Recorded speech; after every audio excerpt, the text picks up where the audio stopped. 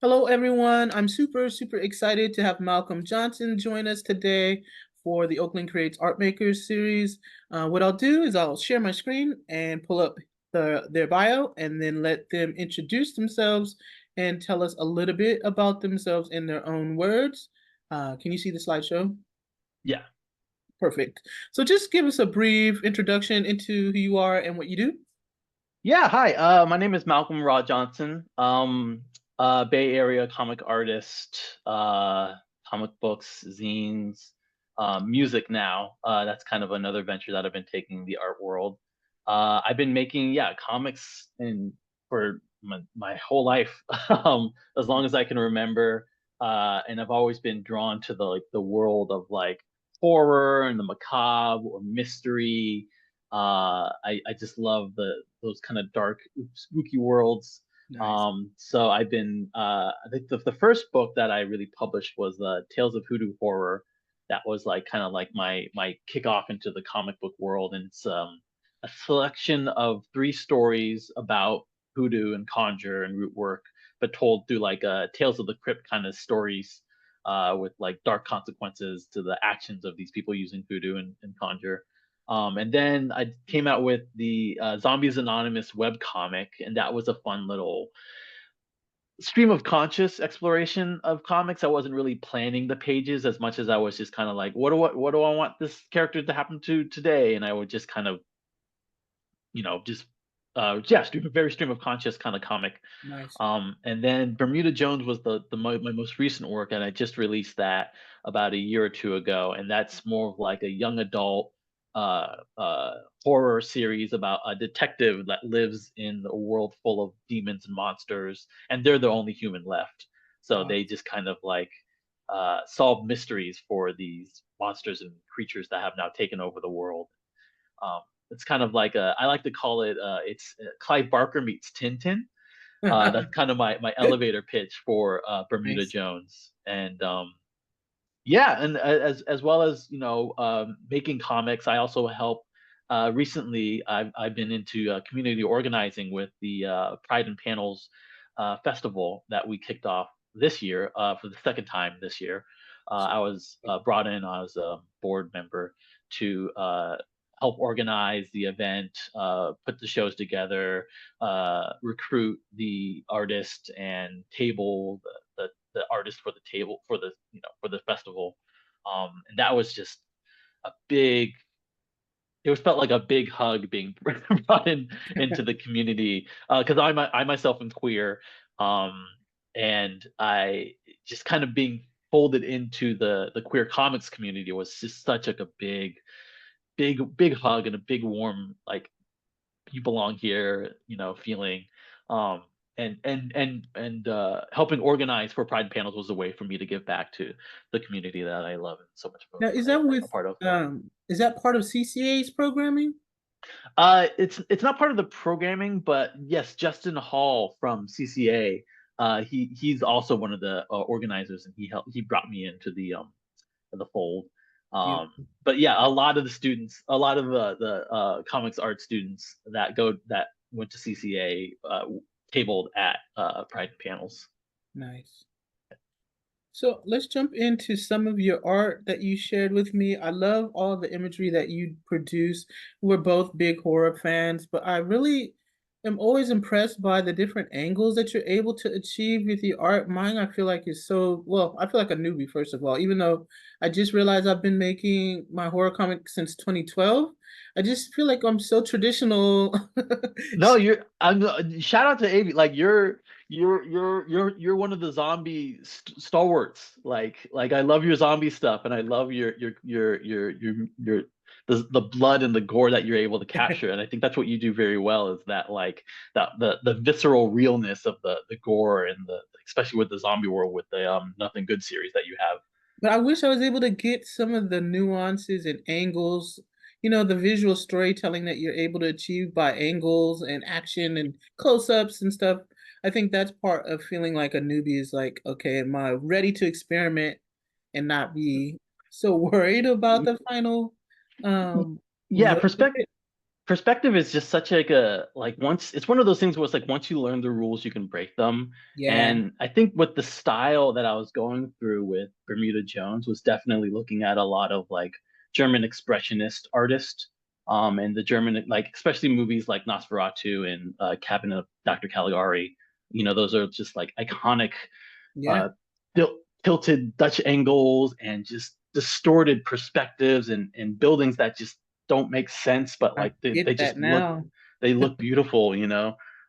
So I definitely borrowed a lot from that kind of world of like old cobblestone roads and brick buildings that just like don't visually make sense, but they just look Mhm. so distorted. And especially with the world of Bermuda Jones, I was going for since within the narrative of the story, Earth has been taken over by demons after the post-apocalypse. Um, so No, but I totally get that now, thinking about the Dutch paintings and just almost who is the Dutch painter that did the girl with the pearl earring? oh yeah. Just the I, dark and light that you're able to get, and then I love that you're throwing in black characters into that. And so it just brings it into the modern realm, but also even just like the I don't know if you intentionally gave a little shout out to is it Mary Shelley who did Frankenstein in the castle and I don't know if you. yeah. No, absolutely. Like I definitely love the gothic imagery of Yeah. like the old Dracula and the old the James Wales Frankenstein film with just those that laboratory and Yep. those staircases that like lead up, and they're just a little bit off and a little bit like just the contrast and the shadows within that world just so beautiful to me. I just love that Yeah, imagery. that's my type of jam. It's like, oh wait, I can totally see it. Just even when I don't know if you watched Rob Zombie's Halloween, Oh yeah. and I felt like he was given such he made Michael. We talk about Michael Myers a lot. But I feel like he made Michael Myers into the Frankenstein monster because he kept having the throwback to the mother with the white horse imagery and him being controlled as like almost a little boy's mind in a grown man's body. Did you catch any of that? I it's funny that you mentioned that. It's been a while since I've seen that version of Michael. But yeah, no, I think Rob Zombie's version was definitely doing more of like yeah, like a Frankenstein's creature Yeah. kind of character, especially how lumbering and towering his figure was. I mean, this guy was like almost double the size of the original actor who played Michael, and Right. he's like a bodybuilder, he was like a wrestler or something like that. So he just kind of felt like staturing and just like so powerful, but like also, yeah, maybe misunderstood in the ways that nobody can understand since Yeah. it's A Michael and monster. Yeah. he's just so like, that idea that there's nothing there but like evil, And right? or just even like the innocence of being led by your creator, which in this case was his mom. But in Mhm. the Frankenstein movie, like he listened to his creator and sort of didn't realize when he was killing the little girl at the pond, and he didn't realize his own strength, which is kind of like I feel like that's what Rob Zombie was playing off of. But Mhm. anyway, let's get back into your work. So uh so the color choices too, I really like the monochromatic choices they're making with all the oranges and then all the greens. Can you talk a little bit more about that? Is that purposeful or just, oh, I didn't want to try to figure out a color palette? What was your thinking there? Yeah, for me, I've always struggled with drawing in color and painting specifically. Just hue and saturation and color is just it's a bit of a challenge for me. And I think there was also the purposeness of doing the monochromatic color palette for Bermuda Jones was also another reference to again Caligari and Dracula, because those films would like if it was like a daylight scene, they didn't have a full palette of color. It was just like orange. It was just a Yeah. wash over of orange or like yellow. And then when it was like a nighttime scene, it was like a purple or a blue hue that they would just like wash over. So it's kind of like a reference to that as well. Again, going from the German expressionist films of Nice. the early 20s. No, I can really see that. Like your, like I said, your use of black is really what I want to achieve. I'm sometimes afraid to throw in more ink than you kind of feel like it's going to overwhelm the drawing, but I think you have a great balance here. Talk a little bit more about the skeleton. Obviously, that's a different part. That's a different artwork series, or Yeah, that's actually one of my most recent pieces. I full disclaimer here, and I'm guilty of this recently. I haven't been really behind the the pen as much as I would like to. I recently did a piece for the Trans March, which was just kind of like an inspiration. I just it's hard to find inspiration nowadays, especially for mm, me. I kind of struggle with that, but that was one of the more recent pieces I did. And I think I don't know. I maybe I got off work that day and I was just like, I was just dead. And that's how I felt when I got off work. I'm just like, no, all right, I'm done. I'm done for the day. hilarious. Yeah. And so let's Um, talk a little bit more about this one. I think I did see more of a slideshow around this, but kind of explain where this is coming from. yeah, that's just recently I came out as bisexual, and it's been me kind of like exploring my relationship with men and women and just the queer society, queer world that I'm a part of. And I just kind of wanted to express that through image and through drawing queer couples. That was one of the last like series I did before I kind of like just stopped drawing for a while. Mm, Yeah, it was like a whole series of just like queer characters kind of getting together and just kind of embracing each other. There was a woman and woman, a man, bi couple, um, just kind of exploring that imagery through illustration, right. and also like kind of giving them like almost like Doug funny Doug color people color, like Right. everyone's either orange or blue or yellow or red or like just kind of playing around with color and line and shape and form and Well, stuff. I'm definitely gonna give you a recommendation. Definitely check out Greg Anderson Alisi stuff. He just did he started a series, a superhero series with a gay um superhero, and I think he's okay with me saying he's bisexual too. So he has, like I said, has the amazing Asana um the Were Spider comic book series. I think you'd get a lot out of checking out his stuff either on Instagram, and I think they have a Kickstarter for, I think, I don't want to misspeak the name of the comic book series where well, I just did an interview with Jason Reeves, who is the owner of 133 Art, and they published the new comic they're doing with the gay superhero lead. So I would definitely say check out, yeah, Greg Anderson Elise is just dope. And I would say definitely check him out. He probably give you some great inspiration. Cool. Yeah, thank you. I appreciate that. Yeah. So I'm gonna stop sharing my screen. These are the questions, and stop sharing so we can see our beautiful faces and then jump into these questions. Let me pull up the questions. Um, let's see. Typically, the first question I always ask, and I'll start with you as well. Where did you grow up? Where were you born? Yeah, I grew up in SoCal, Redondo Beach, Wow. California. Spent a lot of time at the beach. I was a beach rat, I guess, as a Like, child. A lot of longboarding. I used to longboard a lot. I used to play bass. So I was doing other things other than just drawing. And then it wasn't until like the last 2 years of high school that I started taking drawing and seriously because I was like reading comics for the first time. Like I didn't really grow up with comics until like later on in high school. And then I discovered stuff like Sin City, Hellboy, Mike Mignola, um, the Goon, Eric Powell. Like he's a huge influence on the comedy in my work, especially just like the humor and everything. Um, and that's yeah, so Dark Horse. That was my jam. I love Dark Horse. Always will, always forever. Like their comics are just so cool. They also published the Hellraiser comics. do they Uh, do the or is it Image who did the Watchmen? Watchmen was DC. DC. Yeah, You know what? yeah. Oh no, maybe it's oh my God, now I'm blanking on the Michael Jai White's Spawn. Is Spawn?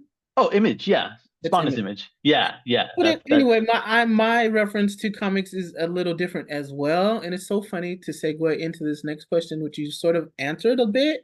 Is did you have an influence very early on that inspired you to do art for a living or comics for a living? And it sounds like you didn't pick up comics till later, but was there art inspired? Somebody inspired your art as a kid or in school or?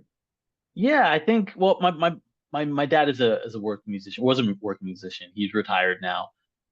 So he always pushing me to be creative and to like whether it was music or visual art. He was just like, yeah, just keep doing what you do. And I was very lucky and very blessed to gotten the opportunity to just pursue that in Yes. general, just to like be able to like explore that within my life. Just because art is as much as I think we take it for granted for sometimes, it's like it's not like necessarily that's something that's so I mean, we like to think it is accessible and it is in a lot of ways, but there are so many people out there that just either don't have the time or the resources to pursue art either as a career or just to like express themselves, just to like relax or chill or relieve stress or explore other parts of their mind that they might not even really have time or the energy to tap into.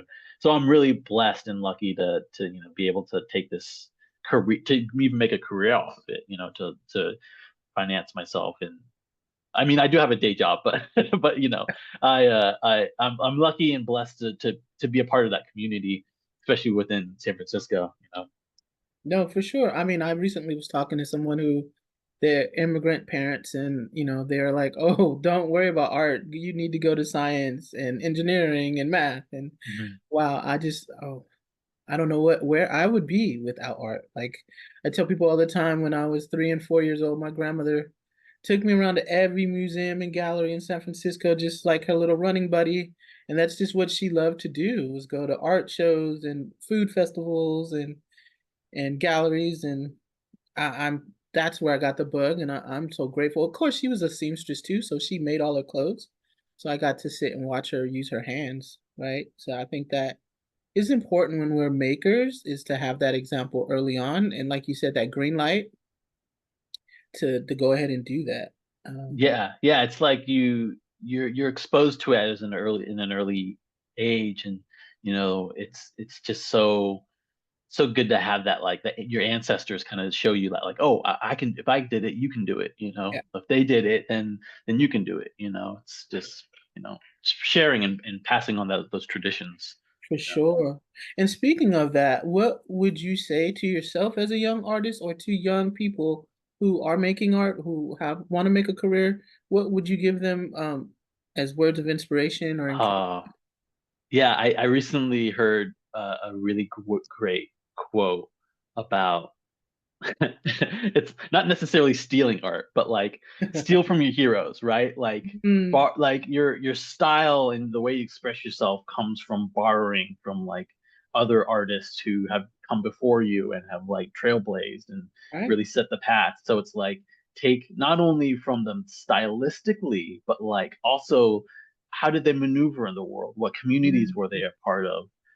Were they politically active or were they what was their message? What did they stand behind? Because I think when you borrow from artists and their styles, you're also taking from, in a way, their personalities or their beliefs. So it's like be careful also who you For idolize. sure. For Also, sure. I was you gonna say know, that. background check and fact check and make sure your heroes are who they hold themselves up to be. But also like I think within that borrowing and stealing from other artists and then reinterpreting it through your art, you kind of again you're borrowing from your ancestors or your your your past in a way, For and sure. you're making something new out of it. Like conjure, like hoodoo, right? Yeah, for sure. Like you're taking from the past and you're remixing it and you're reshaping it to replicate or mean something new or powerful, whatever is current in life right now or in reality, the realities that we live in. So Definitely. I think sometimes even in the sort of heaviness it is in the book that I'm writing about grief, I get into this place where I'm writing letters to my loved ones, and it's almost like I don't say they take me over or they use me as a vessel, but it's like a lot of times it's like, okay, what do you want to say to them? And it's like, okay, they're there, and actually having a conversation with them, and it actually becomes really therapeutic, but also it's connecting in a way to your ancestors that there's no other way to do, right? Like you Yeah, can. yeah. So I think that is an important part of just art making in itself, especially if you do know you have a lineage of art makers or makers in general, whether it's visual or musical or whatever it is, Mhm. that you sort of honor that by creating. It's so magical, so special, and I think, like you said, we do take it for granted sometimes. But if you can get in those quiet moments and just this flow state of just blocking out anything else and allowing yourself to be present, I think that's it's the best thing ever. And so, um, I often ask people too, like we have kind of removed from the pandemic, but is there anything that you feel like we did during lockdown, that we should continue to do? Uh, I mean, masking. Mm, That's like yeah. that's something that I think that's like I mean, I personally don't do it enough, but whenever there is like a surge in like any type of virus or cold, even like a flu going around, I'm just like, nope. That's something that we can definitely take away from that I don't think we implement. Like it was just such like a then thing, but like I think I mean I still see people do it. I still see people mask I in do large for the communities. I do for the most part because I have health issues and I can't afford to get sick. So if there's gonna be more than like 5 or 10 people, I'm putting on a mask. You just never Mhm. know. Even if I know the people, it's like, I'm gonna mask. Especially in conventions, because that's where the Concord comes from. So Oh, it's like, why not yeah, take yeah. that precaution? Oh my God, that's so important too. Yeah, I always try to take a bunch of vitamins and immunity boosters the day after too. Hmm. Like kick that, make sure you don't get that con crud. Yeah, yeah.